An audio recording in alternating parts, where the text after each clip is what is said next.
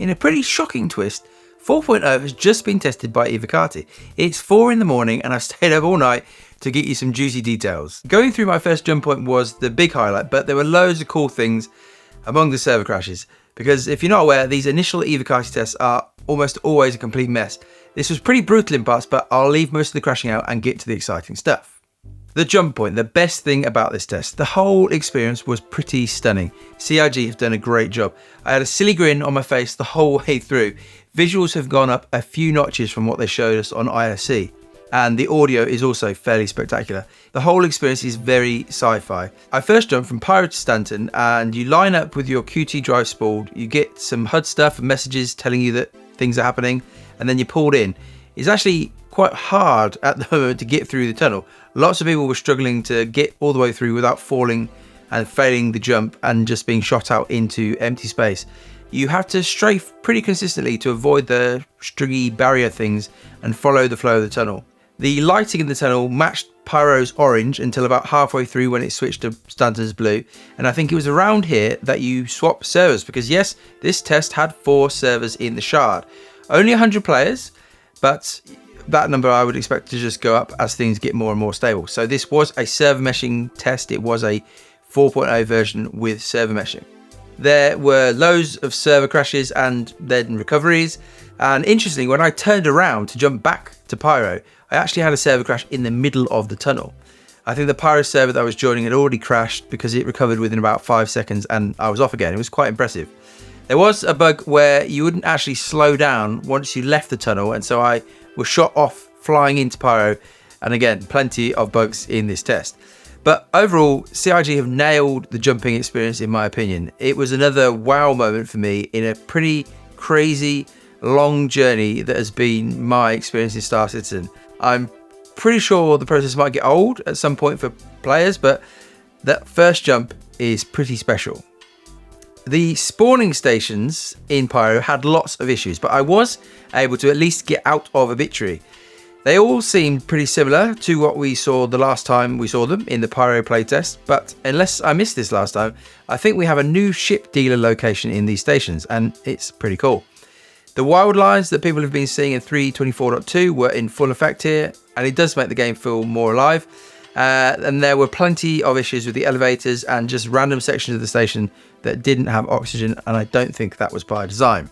The planets in Pyro were a bit of a mess. Most of them seemed to be completely blacked out. I did fly down to Bloom, Pyro 3. It was complete darkness, and I thought, well, maybe if I get close enough, it will all pop in. But as I got closer to a Xena threat outpost, they just launched a load of missiles at me and blew me out of the sky. Very rude, but at least proof that the location was actually there and we were really just experiencing a graphical glitch. It was the same with Pyro 6 Terminus, completely blacked out, and I did try to visit Ruin Station, but the map wasn't letting you route to certain locations. Just another bug. And speaking of the map, you can actually now zoom all the way out to a universe level where you can see each system. Obviously just Pyro and Stanton for now. The one Pyro planet that did seem to be working was Pyro 5, which is the gas planet, which has got loads of moons. I landed at an outpost on the moon Vara and bought a multi-tool. I could only find 3 NPCs in the whole place, and I'm guessing that CIG did reduce the number of NPCs to make this test run relatively half decently. But there were a few Marek birds flying overhead. And then I visited Adir, who knows, and landed at another outpost, and I somehow came across another player. Only 50 players on the server, so it was pretty shocking to see somebody. I also managed to visit an asteroid base, one of the new abandoned bases, and it's a very creepy place. Visually pretty impressive, no NPCs again. I went in through the airlock and had a look around, and I managed to find an EVA section inside the station, but for some reason it had gravity, so I jumped off the side and fell to the floor and got stuck. The asteroids around these locations seem to be a big upgrade over what we've got in Stanton, and again, they're very visually appealing. And let's just talk about the music in Pyro for a second. It's very dissonant, fairly unpleasant to listen to, but it does really put an edge on being in the system. The atmosphere of Pyro is just completely different. It feels almost like a different game to Stanton. Travel distances are huge, but maybe because of the refactor CIG have done to the QT drives, nothing seemed to take too long. And there's nothing new in the graphics menu. I had a quick look, but 4.0 and 3.24.2 have some Vulkan updates that Sylvan mentioned, and I will test those at some point.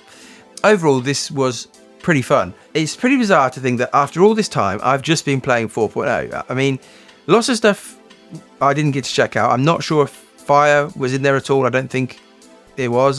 Nobody's mentioned it.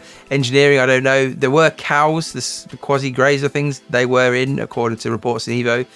The mission refactor actually was partially in, I think, and there were a few missions available, but I didn't see anything about the new repair missions or anything to do with charge and drain. And the server meshing on display here seemed to work pretty well. We had unified chat across both systems, and I'm sure there'll be other things that come out over the next few days.